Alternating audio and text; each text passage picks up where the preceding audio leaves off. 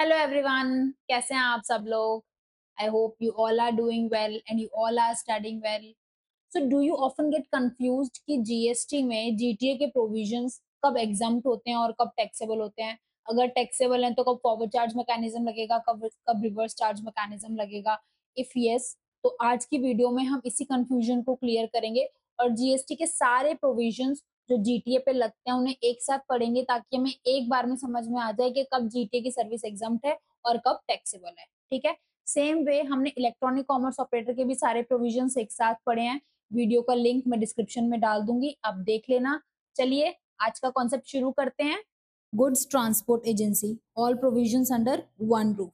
So under GST GTA की service कब exempt है, कब टैक्सेबल है, अगर टैक्सेबल है तो कब फॉरवर्ड चार्ज मैकेनिज्म लगेगा, कब रिवर्स चार्ज मैकेनिज्म लगेगा, ये सारे प्रोविजंस आज हम एक साथ पढ़ेंगे। ठीक है।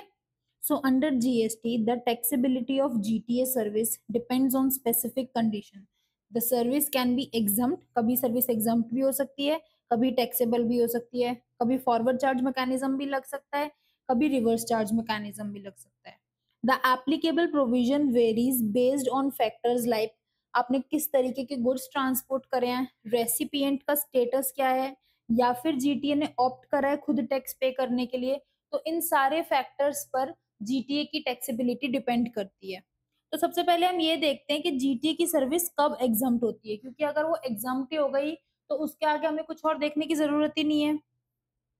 तो जीटीए की service is exempt when goods being transported are, अगर आप एग्रीकल्चर प्रोड्यूस ट्रांसपोर्ट करते हो, milk, salt, food grains including flour, rice, pulses, ये सब ट्रांसपोर्ट करते हो, ऑर्गेनिक मैन्योर, रजिस्टर्ड न्यूज़पेपर और magazines, relief material for disaster victims, defence और मिलिट्री इक्विपमेंट्स, अगर आप इनमें से कुछ भी ट्रांसपोर्ट करते हो जीटीए के through, so no GST payable whether the recipient is registered और नॉट।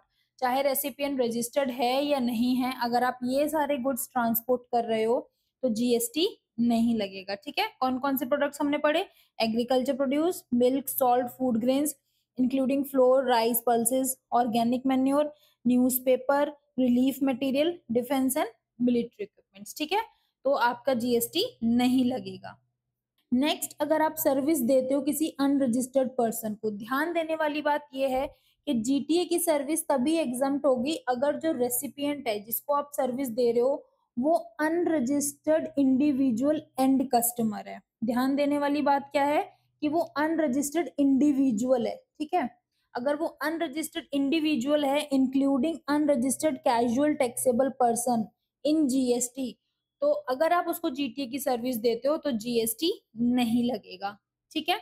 इसको अभी हम डिटेल्ड में जब आरसीएम के प्रोविजंस कवर करेंगे तब भी पढ़ेंगे। थर्ड केसेस, अगर जीटीए की सर्विस हम किसी गवर्नमेंट डिपार्टमेंट, लोकल अथॉरिटी या गवर्नमेंट एजेंसी को देती है जिन्होंने जीएसटी में रजिस्ट्रेशन सिर्फ टीडीएस डिडक्ट करने के लिए लिया हुआ है and they are not making any taxable supply, और वो कोई भी टैक्सेबल सप्लाई नहीं कर रहे हैं, तो इन दैट केस ऑल्सो जीटीए की सर्विस क्या है? एग्जेम्प्ट। ठीक है। अगर रेसिपिएंट कौन है आपके? Government department, local authority, government agency, and they are registered only for TDS purpose under section 51, वो सिर्फ टीडीएस डिडक्ट करने के लिए ही रजिस्ट्रेशन लेते हैं and they are not making any taxable supplies, तो जीटीए की सर्विस एग्जेम्प्ट होगी। सो इन शॉर्ट, कब कब एग्जेम्प्ट है? अगर आप ये गुड्स सप्लाई कर रहे हो, अगर आप किसी unregistered individual including casual taxable person, unregistered casual taxable person, या फिर आपका रेसिपिएंट कौन है? गवर्नमेंट डिपार्टमेंट, लोकल अथॉरिटी या गवर्नमेंट एजेंसी जिन्होंने सिर्फ टीडीएस डिडक्ट करने के लिए रजिस्ट्रेशन लिया हुआ है, तो इन केसेस में आपकी जीटीए की सर्विस एग्जम्प्ट है। अगर ये सब केसेस नहीं है, अदर केसेस में जीटीए की सर्विस आपकी क्या हो जाएगी? टैक्सेबल हो जाएगी। नाउ अगर आपकी जीटीए की सर्विस टैक्सेबल है तो हमें सबसे पहले ये चेक करना है whether GTA has opt to pay tax itself under forward charge mechanism. तो जीटीए के पास ये ऑप्शन है कि वो ऑप्शन को एक्सरसाइज कर सकता है कि भाई मैं अपना जीएसटी खुद पे करूंगा अंडर फॉरवर्ड चार्ज मैकेनिज्म। अगर उसने ये ऑप्शन चूज किया है कि वो खुद अपना जीएसटी पे करेगा and GTA is registered under GST, उसने ऑप्ट किया है forward charge mechanism, he will issue proper tax invoice to the recipient, recipient को tax invoice issue करेगा और declare करेगा on the invoice that they are paying taxes। तो अगर ये सारी कंडीशंस फुलफिल होती हैं, in this case again GTA के पास ऑप्शन है, चाहे तो वो 5% जीएसटी दे सकता है या फिर 12% जीएसटी दे सकता है। तो जीटीए के पास बहुत सारे ऑप्शंस अवेलेबल हैं। अगर जीटीए ने चूज किया कि मैं 5% टैक्स पे करूंगा, in that case he is not eligible to claim ITC on input services and goods. तो जो भी आईटीसी उसके पास अवेलेबल है वो उसे क्लेम नहीं कर सकता। बट इफ ही चूजेस कि मैं 12% पे करना चाहता हूँ tax, in that case he can claim ITC. So in this case gta pays 5% and he cannot claim itc, or if he chooses to pay tax at the rate of 12%, then he can claim ITC and in this case RCM नहीं लगेगा। तो flow कैसे चलेगा, पहले हम देखेंगे GTA की service exempt है या टैक्सेबल है, कैसे पता चलेगा। अगर ये सारे गुड्स डिलीवर हो रहे हैं या अनरजिस्टर्ड इंडिविजुअल या कैजुअल टैक्सेबल पर्सन है या गवर्नमेंट डिपार्टमेंट है जिन्होंने टीडीएस डिडक्ट करने के लिए रजिस्ट्रेशन लिया हुआ है, अगर ये सारे लोग हैं तो जीटीए की सर्विस एग्जम्प्ट है। अगर ये सारे लोग नहीं है तो इसका मतलब जीटीए की सर्विस टैक्सेबल है। अब टैक्सेबल में हम देखेंगे कहीं जीटीए ने ऑप्ट तो नहीं कर रखा कि भाई मैं अपना टैक्स खुद पे करूंगा। अगर उसने ऑप्ट कर रखा है कि मैं अपना टैक्स खुद पे करूंगा तो फिर वो डिसाइड करेगा कि वो 5% देगा या 12% देगा।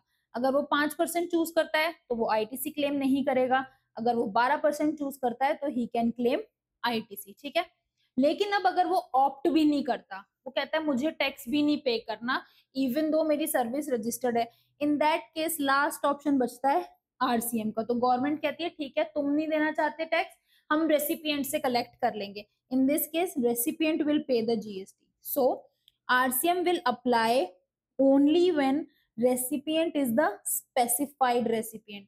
और specified recipient कौन कौन हुए, सबसे पहला फैक्ट्री जो कि रजिस्टर्ड है अंडर द फैक्ट्रीज एक्ट।